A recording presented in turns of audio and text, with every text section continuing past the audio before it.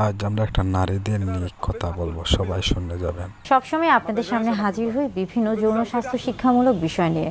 তারই ধারাবাহিকতায় আজকে হাজির হয়েছি নারীদের শরীরের কোন অংশে সবচেয়ে বেশি যৌন চাহিদা বা যৌন উত্তেজনা কিংবা যৌন অনুভূতি কাজ করে এই বিষয় নিয়ে কথা বলার জন্যে।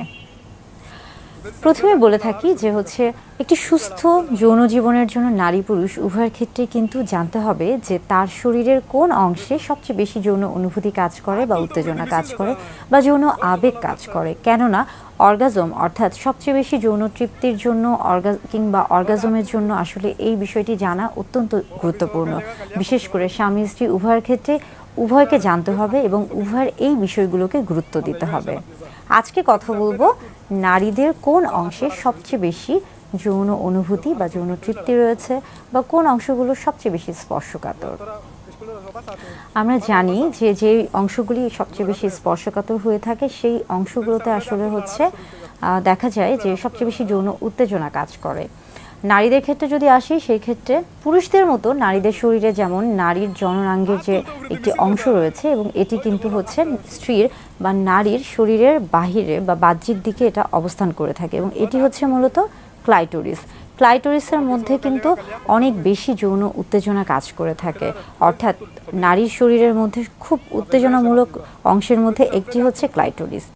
ক্লাইটোরিস ছাড়াও কিন্তু আরও বেশ কিছু অংশ রয়েছে, যেমন আমরা বলে থাকি যে জি স্পট। জি স্পটটা আসলে কি?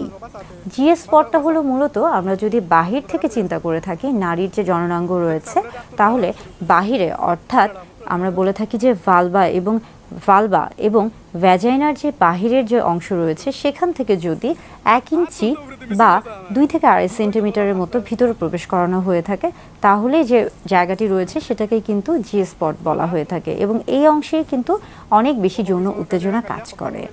এর পাশাপাশি আরও বেশ কিছু অংশ রয়েছে যেখানে যৌন উত্তেজনা কাজ করে, যেমন আমরা যদি পর্যায়ক্রমে বলে থাকি যে ঠোঁটে এবং যদিও নারীর চুলকে সৌন্দর্যের প্রতীক বলা হয়ে থাকে, কিন্তু চুল কিন্তু সৌন্দর্যের প্রতীক ছাড়াও অনেক সময় অনেকের ক্ষেত্রেই নারীদের ক্ষেত্রে একটা যৌন উত্তেজনামূলক তৈরি করে থাকে, যৌন উত্তেজনা তৈরি করে বা যৌন উত্তেজনামূলক একটা অংশ হিসেবে কাজ করে থাকে।